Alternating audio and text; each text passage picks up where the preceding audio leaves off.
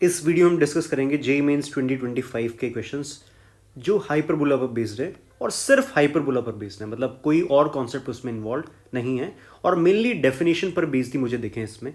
तो क्वेश्चन देखते हैं। इस क्वेश्चन में हमें दे रखा है foci of a hyperbola be 1,14 and 1,-12। तो जैसे ही तुमने फोकाई दोनों देखी तो 1,14 और 1,-12 का मतलब है कि इसकी एक्सिस हमें दिख रही है, मतलब इसकी ट्रांसवर्स एक्सिस हमें दिख रही है इस तरह से। ये पॉइंट मैंने लिखा 1,-12 और दूसरी फोकस है इसका 1,14 और उसके बाद में मेंशन कर रखा है कि it passes through the point 1,6। अब ध्यान से देखो 1,6 एक बार तो ऐसा लगता है कोई सिंपल पॉइंट, एक साधारण पॉइंट हमें दे रखा है, पर ध्यान से देखो ये 1,6 एक्सिस पर ही लाई कर रहा है और ये 1,14 की तरफ ज़्यादा रहेगा। तो इस तरह से 1,6 पॉइंट मैंने मार्क किया। अब ये बात क्लियर है कि अगर हमें ये दो फोकस दिख रहा है, ये फोकस दिख रहे हैं और ये पॉइंट अगर हाइपरबोला पे लाई कर रहा है 1,14 की तरफ है, तो ये हाइपरबोला का वर्टेक्स ही है। तो कुछ इस तरह का हाइपरबोला हमारा बनेगा। अब क्वेश्चन ने हमसे लेटस रेक्टम की लेंथ पूछी है। अब लेंथ ऑफ लेटस रेक्टम होती है 2b² a। ऑब्वियसली यहां पर जो स्मॉल b मैंने लिखा है ऊपर, वो सेमी कॉन्जुगेट एक्सिस की लेंथ है और डिनोमिनेटर में small a semi transverse axis की लेंथ है। एलआर के बारे में एक और बात मैं तुम्हें बता देता हूं कि एलआर का ये फॉर्मूले के साथ में हम ये फॉर्मूला भी यूज कर सकते हैं, 2e into distance between focus and it's corresponding directrix.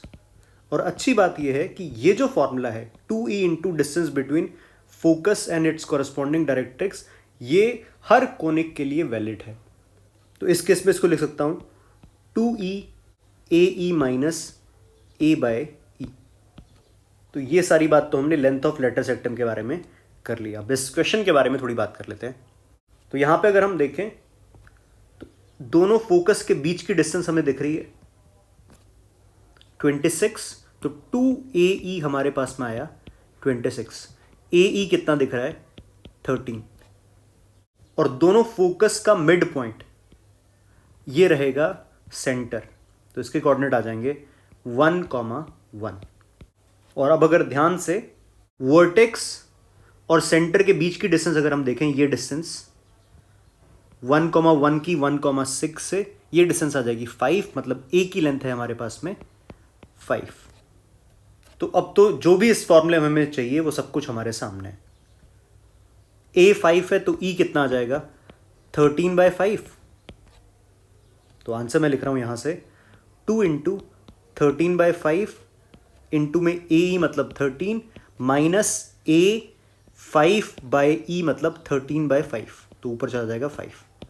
ये हमें दिख रहा है 2 इंटू 13/5 169 माइनस 25/13, 13 से 13 कैंसिल हुआ, ऊपर रहेगा 144 इंटू 288 डिवाइडेड बाय 5 इसका आंसर रहेगा। तो आंसर इसका ऑप्शन नंबर 3। तो बहुत सिंपल क्वेश्चन, लेकिन ऐसा नहीं है कि बहुत सिंपल, एक्सेप्शनली सिंपल है। हाइपरबोला के क्वेश्चंस इसी तरह के ही दिखते हैं। और इस बात का ध्यान रखना कि मैंने लेटस रेक्टम की लेंथ लिखी और उसके बाद में ये चीज़ भी तुम्हें बताई है जो तुम यूज़ कर सकते हो किसी भी कोनिक के लिए, ये वाला कॉन्सेप्ट। अगला क्वेश्चन देखते हैं। यहां पर देखो हमें H1 हाइपरबोला दे रखा है x² माइनस y² 1। H2 में ध्यान से इस बात को फोकस पर रखना कि ये माइनस कोफिशिएंट है, माइनस x² प्लस y² 1। और इन दोनों की लेंथ ऑफ लेटस रेक्टम हमें दे रखी है। तो जो इंफॉर्मेशन है वो पहले लिख देते हैं। फर्स्ट हाइपरबोला की लेंथ ऑफ लेटस रेक्टम आ जाएगा 2b² a, ये हमें दे रखा है 15√2। और सेकेंड हाइपरबोला से आ जाएगा 2b² a, मत लिख देना, ध्यान से देखना, ये कोफिशिएंट माइनस है कोफिशिएंट ऑफ x², तो ये आएगा 2a² capital A² b is equal to 15√2। 15√2 नहीं, 12√5, ये है 12√5। उसके बाद फर्स्ट हाइपरबोला की इसेंट्रिसिटी दे रखी है E1 इज √5/2 और सेकेंड हाइपरबोला की इसेंट्रिसिटी E2 मेंशन कर रखी है। उसके बाद में product of the length of their transverse axis is 100√10, ये हमें दे रखा है। तो दोनों की ट्रांसवर्स एक्सिस अगर लिखें तो फर्स्ट हाइपरबोला की ट्रांसवर्स एक्सिस रहेगी 2a, लेंथ उसकी रहेगी 2a, और सेकेंड हाइपरबोला की ट्रांसवर्स एक्सिस रहेगी 2b, कैपिटल B। ये हमें दे रखा है प्रोडक्ट 100√10। तो यहां से आया मेरे पास में a into capital B is 25√10।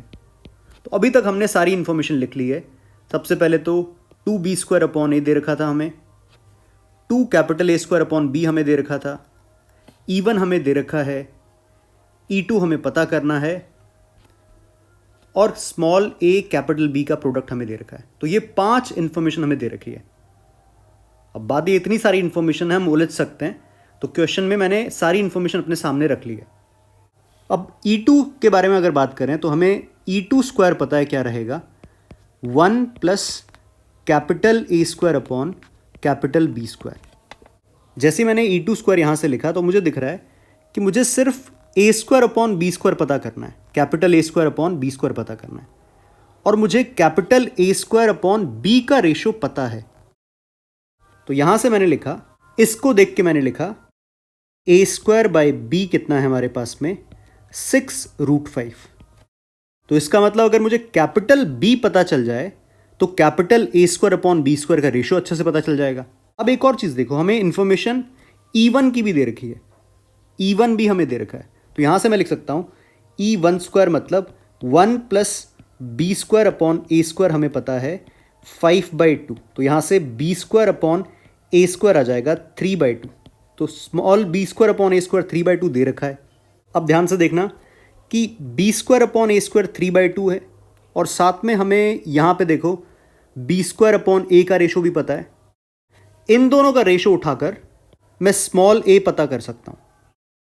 तो यहां पे इसको मैं मेंशन भी कर देता हूं, इसका और इसका अगर हम रेशो लें तो ये दिखेगा मुझे 2/1/a रहेगा, ऊपर जाएगा a इज इक्वल टू 15√2/3, ऊपर जाएगा 2, तो ये आ रहा है 5। तो a बना मुझे 5√2, और अगर a 5√2 है तो यहां से मेरे पास में AB का प्रोडक्ट दिख रहा है 25√10, B दिख जाएगा यहाँ से 25√10 को 5√2 से डिवाइड करेंगे तो यह आ जाएगा 5√5।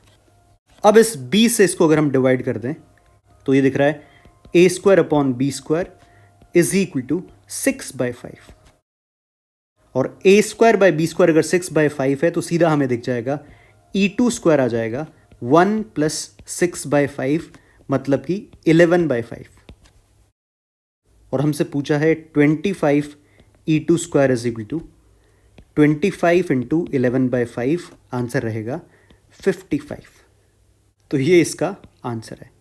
तो सर्टेनली ये क्वेश्चन मुझे थोड़ा सा ऐसा लगा कि इतनी सारी छोटी छोटी इन्फॉर्मेशंस हैं क्वेश्चन में, कुछ ज्योमेट्रिकली कुछ भी अच्छा नहीं है, देखा जाए तो बहुत सिंपल क्वेश्चन है, पर अलग अलग इन्फॉर्मेशन से हमें A B की वैल्यू पता करके E2 तक पहुंचना था, इसलिए ये क्वेश्चन थोड़ा उलझा सकता था।